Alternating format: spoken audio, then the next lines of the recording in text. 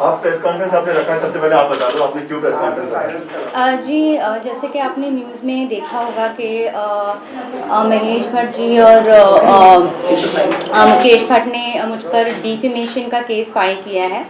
तो वो आज 3 बजे कोर्ट में हियरिंग थी और मेरे लॉयर वहाँ गए थे। तो कोर्ट ने कहा, उन्होंने ये बोला था कि जो भी मैंने सोशल मीडिया पे वीडियो रिलीज़ किया है उसे वो डिलीट कर दे, क्योंकि everything is false and she is not telling the truth. लेकिन कोर्ट का ये ऑर्डर आया है that she will not delete the videos, और वीडियोज़ वहीं रहेंगे, because I am not making any defamatory statement. जो भी मैं बोल रही हूँ वो सच बोल रही हूँ, और and I stand by it. जो भी स्टेटमेंट्स मेरे मुंह से जाएंगे, I stand by it. So these are the facts, this is the truth. Lavina ji बताइए कि क्या पूरा मामला है, क्या शिकायत है आपकी महेश भट्ट और मुकेश भट्ट की फैमिली से? वेल देखिए, मेरे और मेरे हस्बैंड का जो डिस्प्यूट हुआ था वो 2016 में हुआ था। वो इसलिए हुआ था क्योंकि मैंने बहुत सारी इलीगल एक्टिविटीज़ होते हुए देखी।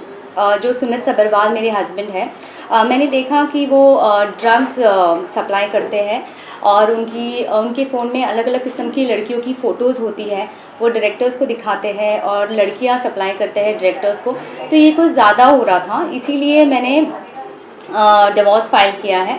और ये बात की जानकारी मैंने महेश भट्ट की बहन कुमकुम सहगल को भी दी, और महेश भट्ट को भी दी, और मुकेश भट्ट को भी दी। तो ये सब ऑलरेडी ये बात जानते थे। तो जब मैं महेश भट्ट के ऑफिस में गई ये बात बताने, तो महेश भट्ट मुझ पे चिल्लाने लगे। पहले तो उन्होंने बोला मुझे कि ओ बेटा बेटा आओ आओ कैबिन पे आओ, क्या हुआ ऐसे मुझे बोलकर कैबिन में अंदर बुलाया। और फिर वो मैंने उनको बताया कि सुमित ड्रग्स करता है, सुमित लड़कियां सप्लाई करता है, ही इज़ इनटू प्रोस्टिट्यूशन। मैंने सब बताया, he is womanising. He started shouting at मी।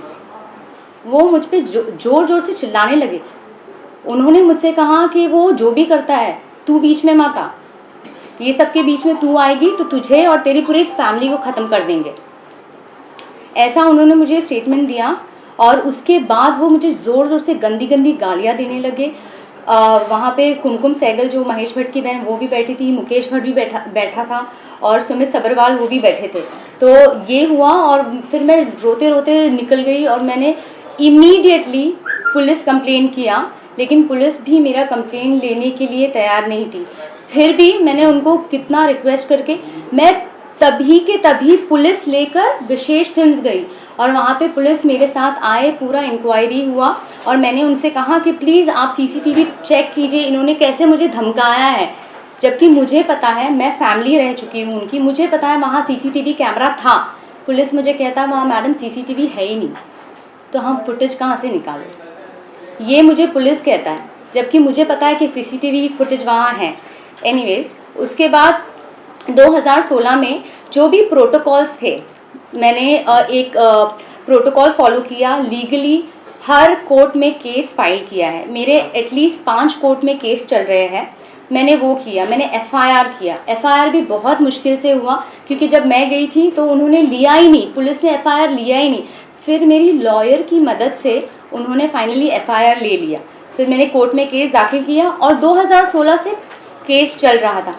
लेकिन उसके बावजूद इन्होंने मुझे इतना परेशान कर दिया है, इतना परेशान कर दिया है। पहले तो ये, आप अगर इनके खिलाफ कुछ भी करो तो ये पीछे से आपका काम बंद कर देते हैं, सबको बोलते हैं इसको काम मत देना। ये उनकी पुरानी आदत है, और ये मैंने देखा हुआ है। और इन्होंने ये बहुत लोगों के साथ किया है, एक्टर्स के साथ, डायरेक्टर्स के साथ, कंपोजर्स के साथ। आप, और जो भी मैं बोल रही हूँ ड्रग्स वगैरह, ये सब ने देखा हुआ है विशेष फिल्म में।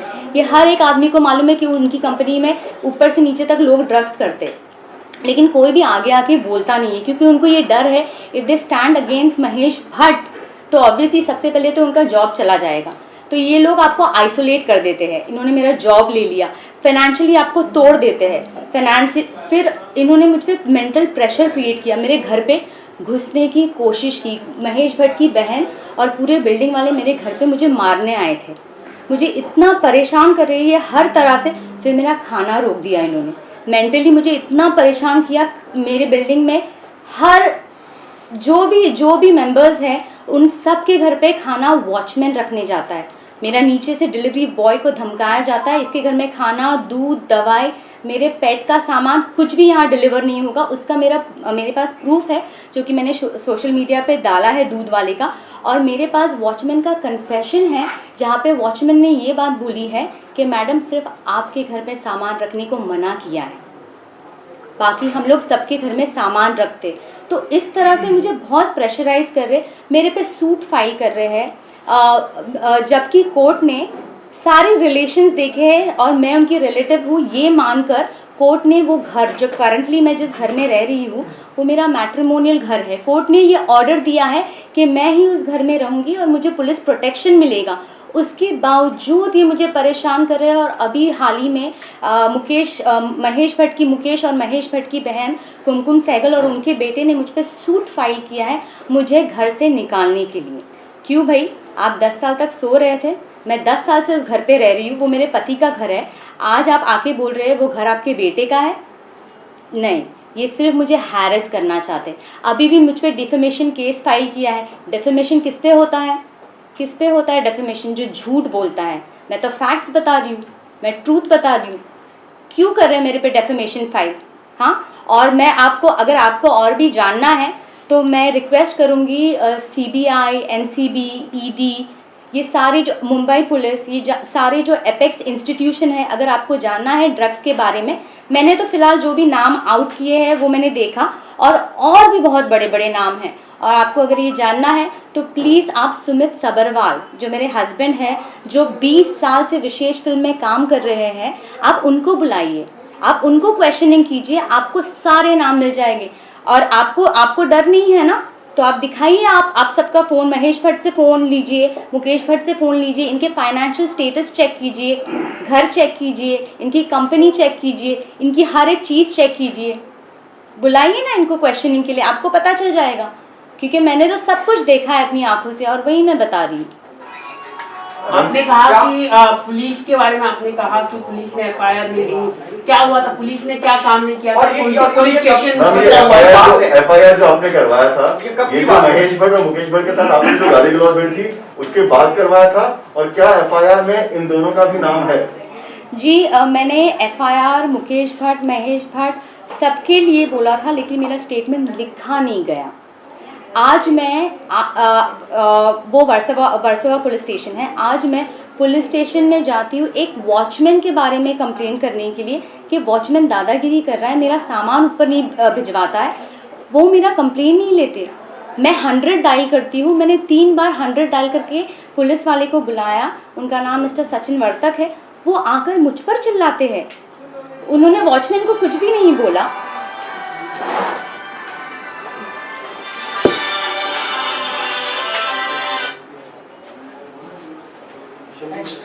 लवीना जी, आपने बोला sorry one second, just keep my phone on silent.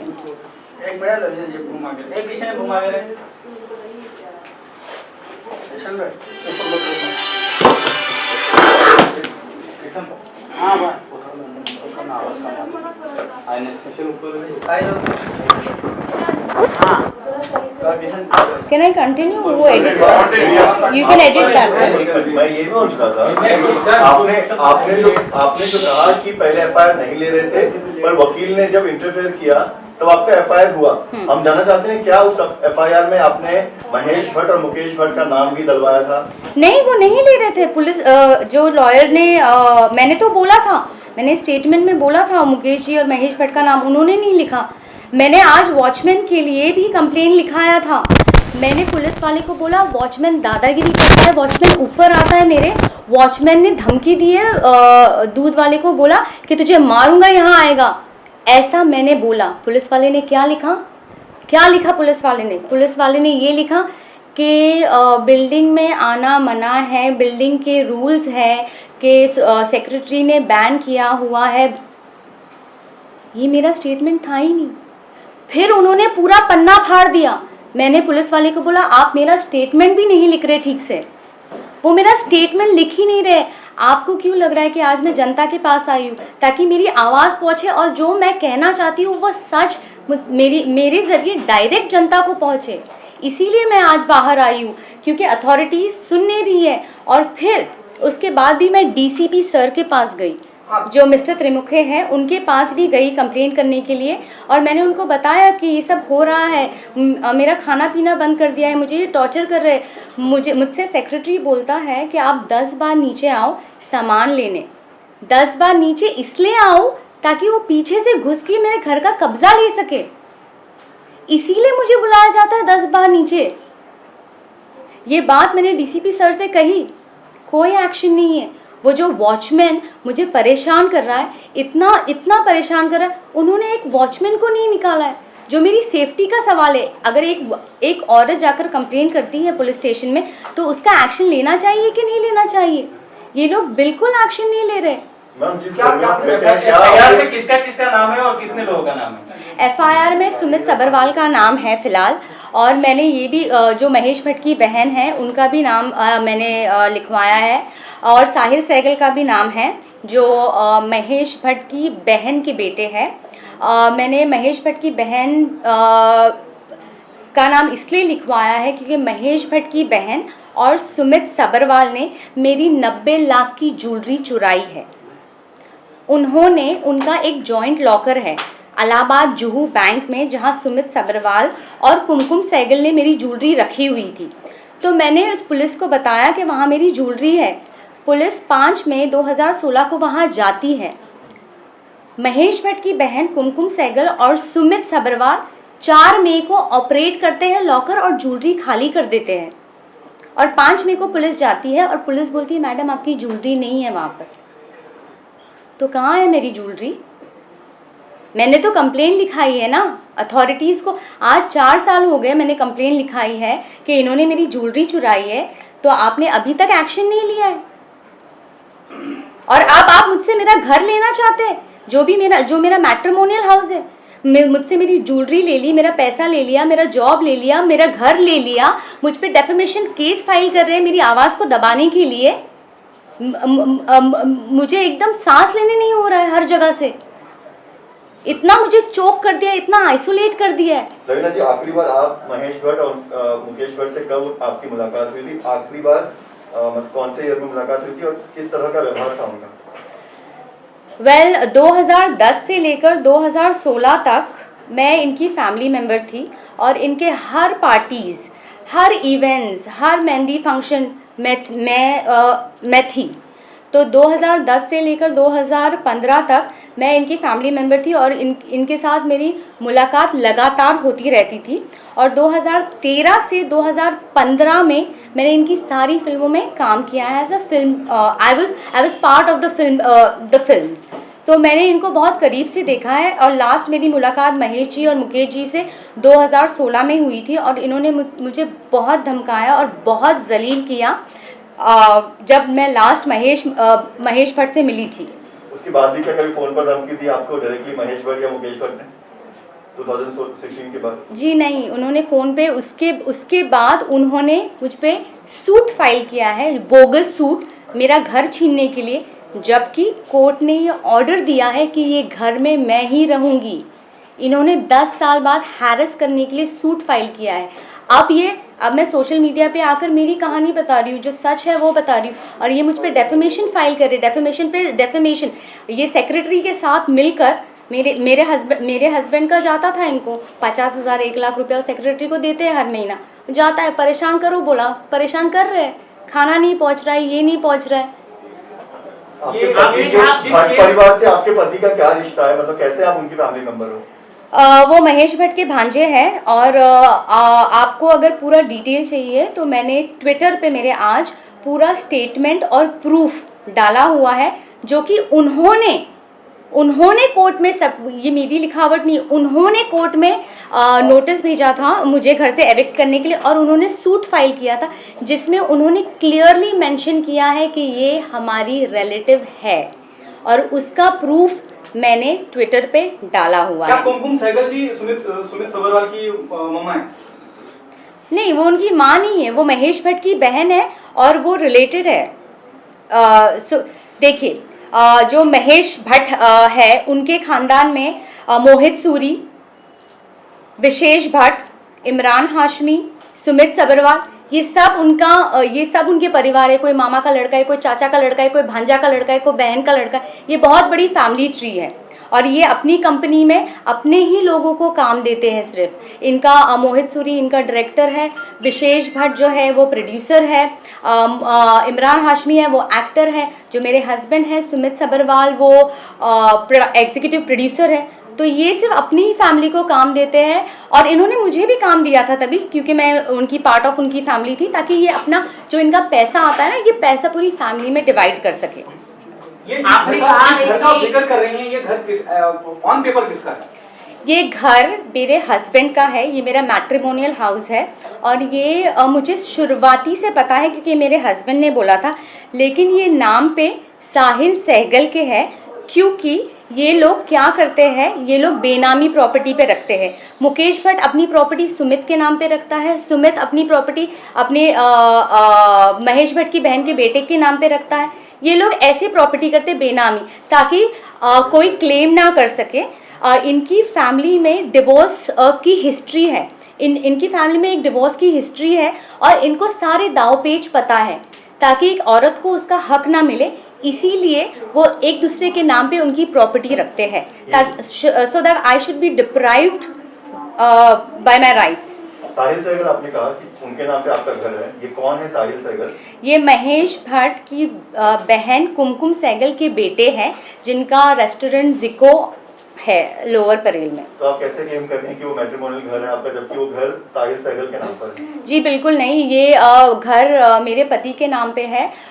मतलब ये मेरे पति का घर है। जब मेरी शादी हुई थी तो मेरे पति ने बोला था कि मैंने 3 लोगों के नाम पर लॉटरी डाल के रखी है और इसमें से साहिल सहगल के नाम पे लॉटरी लग गई है, लेकिन ये घर मेरा ही है। और इन्होंने मुझसे ये भी कहा था कि मैं हर महीने मैं कुमकुम सहगल के अकाउंट में पैसे ट्रांसफ़र करता हूँ लोन का। और इस घर में मैंने और मेरे मम्मी डैडी ने 50 लाख रुपए दिए हैं सुमित को, इस घर में फर्नीचर के लिए, इस घर के लिए, उनकी वैनिटी के लिए, मेरी ज्वेलरी के लिए, इस सब में मेरा पैसा शामिल है। साहिल सहगल तो था ही नहीं। साहिल सहगल तो आज 10 साल बाद आके क्लेम कर रहा है कि ये घर मेरा है। भाई आप 10 साल तक सो रहे थे।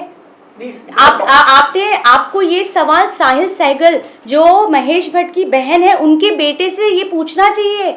आपने 10 साल बाद क्यों इन पे सूट फाइल किया? जब आपका घर था तो आपने क्यों नहीं फाइल किया, इनको क्यों नहीं निकाला? क्योंकि ये घर उनका नहीं है, ये मेरे पति का घर है और ये बात वो भी जानते हैं। But you know, if you're fighting legally, how are you going to prove the same thing in front of the court when they ask for the paper? The paper shows the so-called house belongs to Sahil Sehgal. नहीं। Now you're saying कि जैसे आपने कहा कि 50 लाख रुपए दिए या जो ट्रांजैक्शन हुआ या जो कुमकुम सहगल को पैसा जाता था, क्या उसके कुछ प्रूफ है आपके पास? जी प्रूफ है, कोर्ट में सबमिट किया है, इसीलिए तो कोर्ट ने ऑर्डर दिया है मुझे इस घर में रहने का।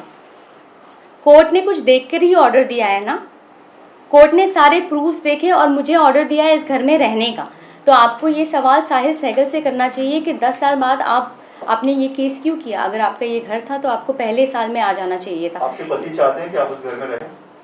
जी नहीं, मेरे पति तो मुझे मारते थे, वो तो एकदम मेरे अगेंस्ट है, क्योंकि मैं उनकी इलीगल एक्टिविटीज़ मैंने जब उनको पकड़ा है, जब मैंने उनका ड्रग्स देखा है, जब मैंने उनको लड़कियों के साथ देखा है, जब मैंने उनको सप्लाई करते हुए देखा है, उन्होंने मुझे मारा है। उन्होंने लिटरली मुझे मारा है, मेरा चेहरा ऐसे सूज जाता था और वो सारे फ़ोटोज़ मैंने कोर्ट में सबमिट किए हैं।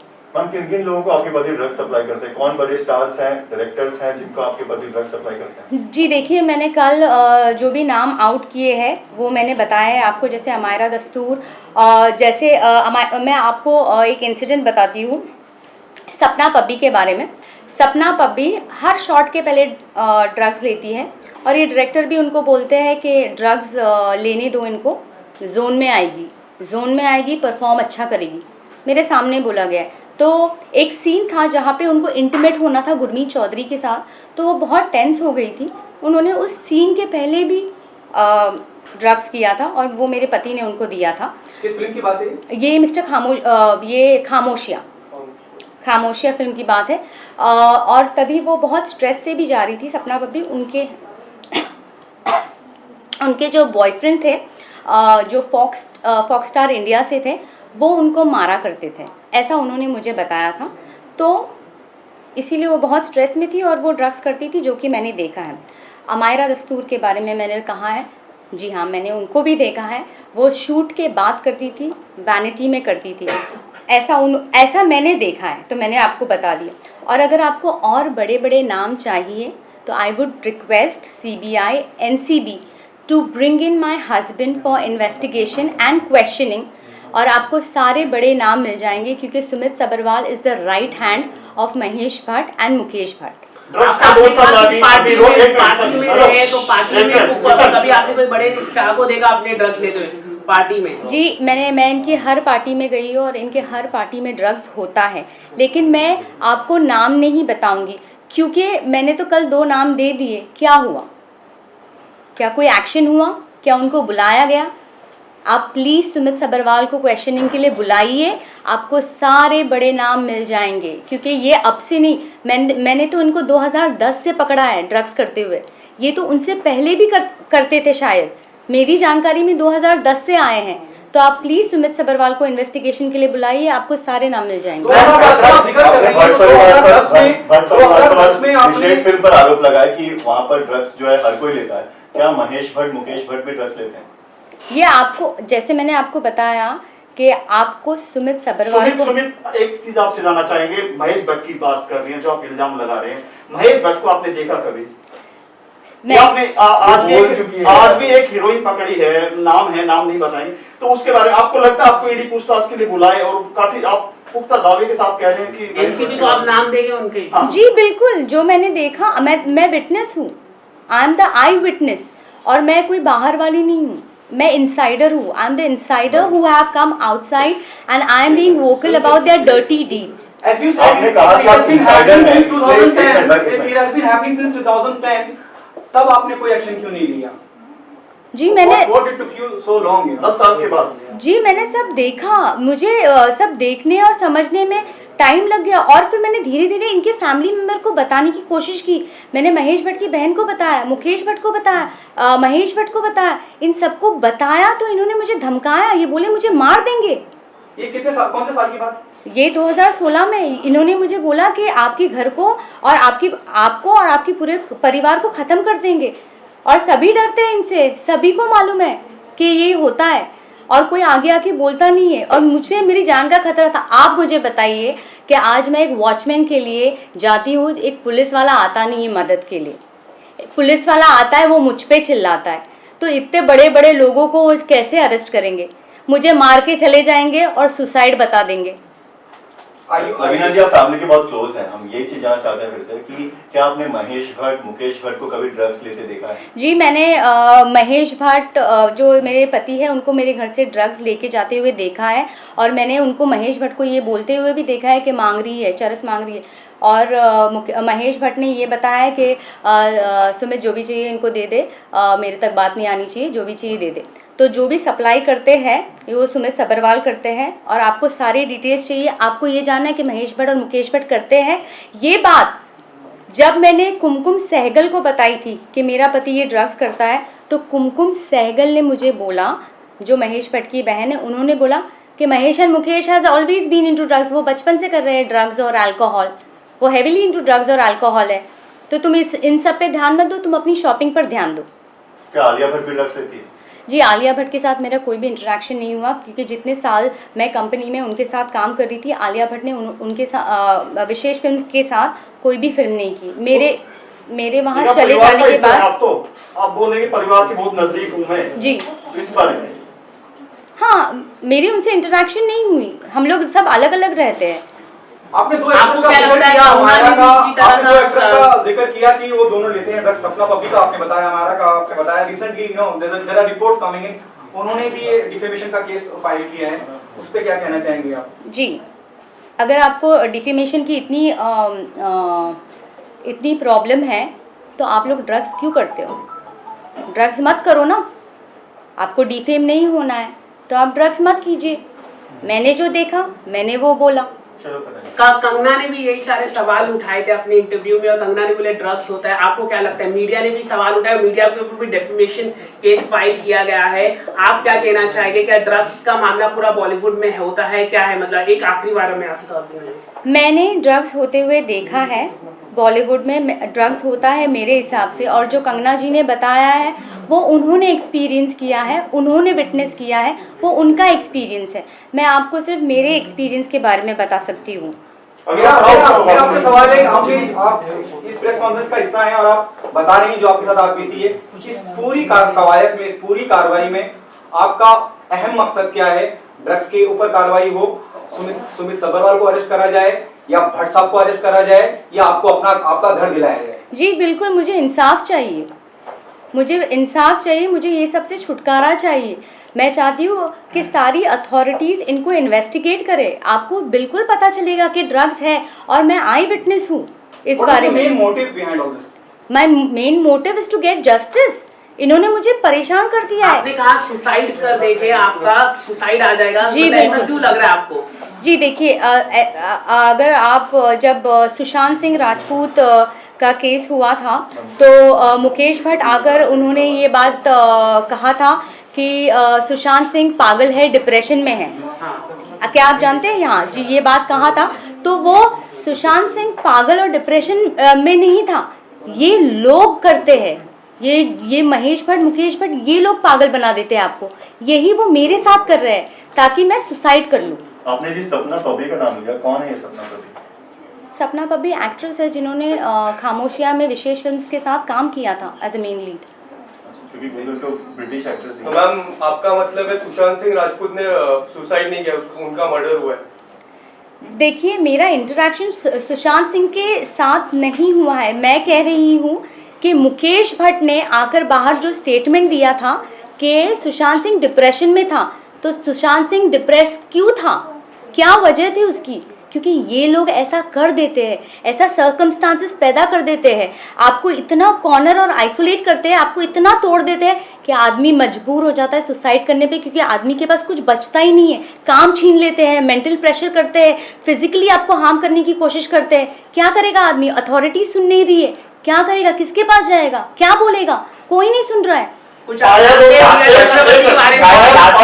पायल घोष और कंगना के लिए आरपीआई ने साथ दिया, क्या आप आरपीआई के पास जाएंगे? आज भी प्रेस कॉन्फ्रेंस हो आरपीआई का, आपके आने से एक घंटा पहले। गरीबों की मसीहा बन गया, क्या आप भी जाएंगे उनकी शरण में? जी अभी मुझे पता नहीं है, अभी मैं जो भी है लीगली एक्शन कर रही हूँ। ये मैं इसीलिए बाहर आई हूँ क्योंकि मुझे बिल्कुल अथॉरिटीज़ से मदद नहीं मिल रही है, लेकिन अगर आगे मुझे मदद के लिए जाना पड़ा तो मैं बिल्कुल जाऊँगी। और मैम आज ही उन्होंने प्रेस कॉन्फ्रेंस में बोला है कि जो भी मीडिया की मदद मेरे से मांगेगी उनको मदद करोगे, तो आप जाओगे उनके पास, रामदास आठवले सर के पास?